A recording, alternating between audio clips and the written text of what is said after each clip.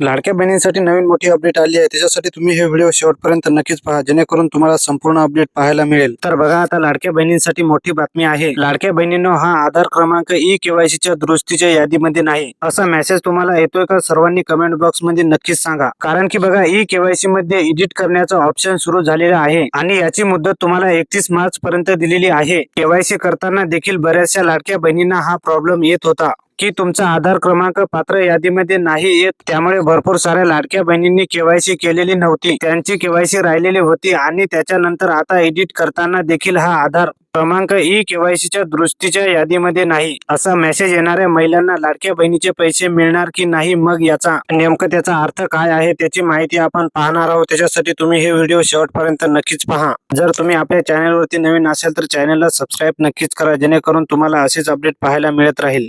तर बघा, आता त्यासोबत महत्वाचं म्हणजे जानेवारी महिन्याचा हप्ता नेमका कधी येणार। जानेवारी महिना देखील आता संपलेला आहे, आता फेब्रुवारीचा पहिला आठवडा देखील संपलेला आहे, मात्र अजून त्याची घोषणा देखील झालेली नाही आहे। तर त्याची देखील महत्वाचे अपडेट आपण पाहणार आहोत आणि ज्या लाडक्या बहिणींचे या ठिकाणी डिसेंबर आणि नोव्हेंबरचे पैसे भेटलेले नाही, त्या लाडक्या बहिणींनी हे 3 हप्ते एकत्रित भेटणार का, मग त्याच्याबद्दलची संपूर्ण माहिती आपण या व्हिडिओमध्ये पाहणार आहोत। त्याच्यासाठी तुम्ही हे व्हिडिओ शेवटपर्यंत नक्कीच पहा। तर बघा, अनेकांना ई-केवायसी करताना हा आधार क्रमांक ई-केवायसीच्या यादीत नाही, दुरुस्तीच्या यादीत नाही असा मेसेज येतोय, त्यामुळे महिलांच्या मनामध्ये आता चिंतेचं वातावरण निर्माण झालेलं आहे। राज्य सरकारने मुख्यमंत्री माझी लाडकी बहीण योजनेची ई-केवायसी पुन्हा एकदा सुरू केलेली आहे, परंतु याच्यामध्ये ई-केवायसी मध्ये फक्त एडिट त्यांना करता येणार आहे, नव्याने ई-केवायसी करता येत नाही, हे लक्षात राहू द्या। महाराष्ट्र शासनाच्या महिला व बाल विकास विभागाने त्याचा GR काढत या संदर्भात माहिती दिलेली आहे। मात्र अनेकांना ई-केवायसी करताना हा आधार क्रमांक ई-केवायसी च्या दुरुस्तीच्या यादीत नाही असा मेसेज येत आहे, त्यामुळे महिलांच्या मनामध्ये चिंतेचं वातावरण निर्माण झालेलं आहे।